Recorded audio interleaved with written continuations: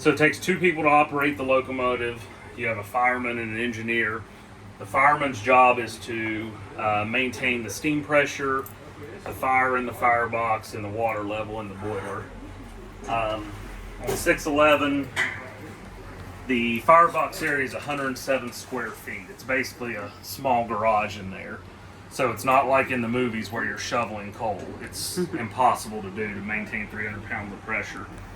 So it has what they have a stoker, and what that is it's a screw that brings coal from the tender up through the tube here and into the firebox. And this valve right here controls the stoker screw, feeding the coal into it. Once it gets in there, it lands on the firing table, and then there's steam jets that blow the coal through the firebox evenly, and that's what this valve right here does. This is for the steam jets. As you're running, you're making steam, so you're constantly boiling water. This valve right here puts water into the boiler. It's a water pump. And then this one here is called a blower. So anytime you hear the engine chugging, it's pulling enough draft for the fire. But if you're drifting downhill or you're just sitting here not running, you need some kind of draft. So the blower is an artificial draft that's set up on the exhaust nozzle, the blower ring, and what that does is pull enough draft through the boiler so that way it'll help keep your fire going. But these are the four main controls you use when running down the railroad the most. Engineer is on this side of the locomotive. The engineer's job is to operate the train. This is your power reverse. It's your forward reverse. You go all the way forward, puts the valves in that position to go forward. Same with reverse. This is your throttle, which is like the gas pedal on your car. The more you come out on it, the more steam you're putting to the cylinders that's going to the wheels. This is an injector.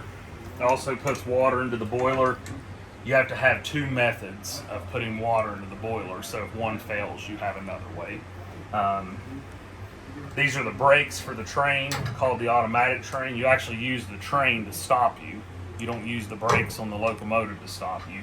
And what that does is, as you're coming down the railroad and you need to stop, you apply the brakes to the cars behind you, and that brings you down to a stop, and it keeps the couplers stretched out. So that way it's nice and smooth for the passengers. It's called stretch braking. So that's what this one is. This one's for the locomotive and tender only. So that's what that one is. You pull this out, the bell starts to ring, and then these right here are for the sand on the sand nozzles that shoot behind the wheels if the wheels are slipping, in railroad terms as they call it. Then of course you got the whistle here, and it's set up too so the engineer or the fireman can blow the whistle. Headlights here so you can see.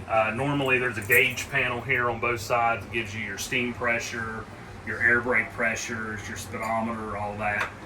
We've got them out right now calibrating them. So, but yeah, that's pretty much